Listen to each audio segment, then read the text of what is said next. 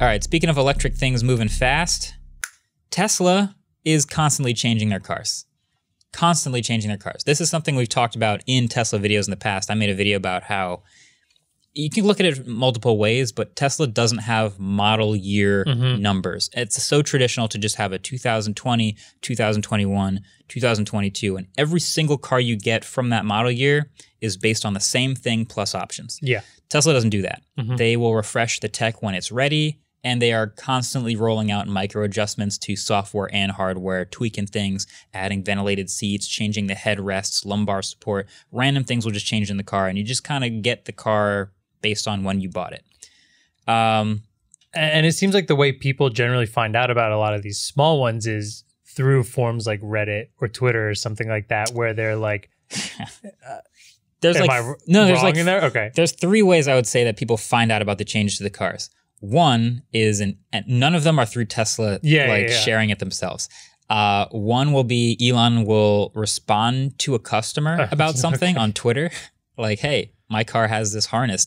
What? Is this new? And he'll go, yeah, all the cars produced after November 2020 have this new thing. 2 will just be, like a subreddit post or somebody spying a car somewhere that has a new feature on it. Or there's a lot of people who take delivery, realize something's different, and then it's people confirming that with their new deliveries, and then they use the VIN number to confirm kind of when it was made. If your car will have it based on that VIN number. So, once in a while the configurator changes and you see a substantial difference, but a lot of times this stuff is just kind of quietly happening. So the latest one is like, it was just the right combination of changes to make a nice headline where Tesla's prices went up a little bit and then they removed like 1 or 2 features. So which is also price fluctuation, something we're used to as well with them.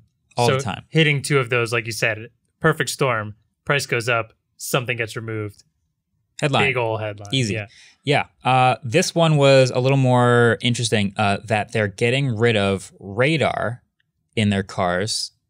And I thought this was more than just like a micro adjustment. This is actually sort of future looking as far as their autopilot. Reading the headline as someone who doesn't know specifically what radar does or own a Tesla, it feels like a huge, huge headline. Like, it's really interesting. Getting rid of radar. I didn't know much about it, so I quickly just like Googled it, and the Tesla subreddit's pretty awesome. Just like a bunch of people, owners going back and forth about it. I usually like to read that before I read some articles. And top comment was, let's see.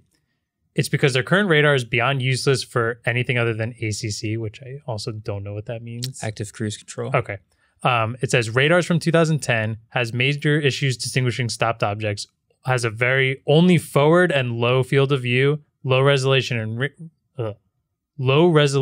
range, and can't classify objects. And then it also, in the like rain and snow, has a hard time. Yeah. Okay. I have some thoughts on this. Okay. And they're a little bit mixed because I understand the vision. That's a pun. Tesla is moving mostly entirely in the future towards 100% vision-based autopilot. Yeah. Which means they will only use the cameras on the car for sensing what's around the car and steering and driving. Reading signs, seeing cars, recognizing objects on the road, all of that will happen through the cars, cameras on the front, cameras on the side, cameras on the back. And this is something that's been like a sticking point in like different companies' strategies for autopilot. So Waymo, for example, will use high-resolution maps and sensors on the car. We did that ride in Las Vegas where we rode around in a taxi that was entirely driverless, Yandex, and that was using high-resolution maps. And it was a cool demo, but if you ask Elon about it, he would say, that's useful in that one high-resolution mapped area, but it's not broadly applicable for the entire globe. You can't high-resolution map the whole world if you just want to go down a trail somewhere or just have your car drive you to the grocery store. It has to work everywhere.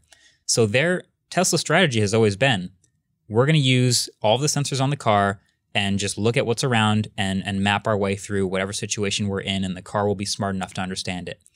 Now, going vision only and removing radar seems smart because it should be able to use visual cues to identify everything. And like they mentioned, radar can't identify stop signs. Radar can't really tell what's a car and what's a truck. That's all happening from the cameras. But I found radar to be a useful extra sensor for a couple small things. One is that low field of view has notoriously bounced underneath the car in front of me to see the car in front of the car in front of me and show that car on the map. Yeah. So if that car breaks, my car already knows before the car in front of me breaks, it's going to start to get ready to brake just in case. Like, it's got a better vision in inclement weather. This is something, I guess it's a little controversial, but like cameras can get frosted, ice over them. Cameras can have a hard time in the rain and the snow. And radar doesn't have nearly as much of a problem with rain and snow. It's still, very rudimentary and low resolution. It's seeing the car in front of you and the car next to you, but at least it's seeing something where a camera might miss it. So I always felt like radar assisted vision was pretty much the right move. It's a good combo. But now Tesla's shipping Model 3s and Model Ys with no radar sensors at all, just the cameras. And because they're making this switch, all of these new cars people are getting have slightly reduced autopilot functionality just for safety. They're, only going up to a certain speed, and they're obviously not working as well as the cars with radar, and they're planning on with software over time catching back up to the cars with radar. It's just a tech thing that Tesla does sometimes where they make a change, and some of the cars are different from the ones on the road. But I find it interesting. I'm curious if it's going to catch up to radar-assisted vision, because I always felt like radar-assisted vision was great. There's a couple... I read the whole Reddit thread of like owners talking about this, and there's a couple things people were thinking. One is kind of like what you're saying. They, despite maybe it being an outdated specific radar that they're using, they did appreciate the redundancy and something that, it's ultimately driving your car and could be your life if it comes to that. So like, we like redundancy in that for sure. There are also a lot of people who think, and I forget exactly why, but there's some people who think that they're going to eventually upgrade the type of radar system that they're using, and in the future could potentially be another radar system, just getting rid of the one they currently have now. But did Elon make like an announcement that they're switching to only that, or is that just an assumption because of the lack of this radar? No, they've made it clear that they want to go vision only. Okay. Yeah. Then that seems so it's unfounded. Interesting. Yeah. Yeah, I don't know. I'm curious if it's actually going to work. Basically, I've learned not to bet against the eventual inevitable future of what they're working on, but I didn't see any good reason why that redundancy isn't a good thing. It's like you can bet against or not bet against the eventual future, but that doesn't mean there won't be hiccups and some bumps along the way that process. So I think that's like the best way of describing Tesla. Like, they've made it to where they want to. There are certainly a couple hiccups along the way, though. Yeah. I could see that with this. The road to the future was never smoothly paved. That's a car. And now you don't even have radar to tell if it's smoothly paved or not. One other thing, you kind of mentioned it briefly, but another kind of headline, which I thought was kind of ridiculous, was it looks like people are finding out their new Model Ys do not have lumbar support in the passenger side. And for anyone who is upset with this headline, my first question I want to ask you is, have you ever gotten into somebody's car in the passenger seat and adjusted the lumbar support? Because I have never, ever done that. That's a good point. I don't think I've ever adjusted the lumbar support as a passenger in a car. But also, is it losing adjustable lumbar support, or is it just losing adjustable lumbar support? Yeah, I guess I don't know if... I honestly don't think most people can tell if a seat has lumbar support or not. Maybe I'm being naive there. I've never changed it in my driver's seat. I think we're being ageist. Ageist? I think we're being too young here.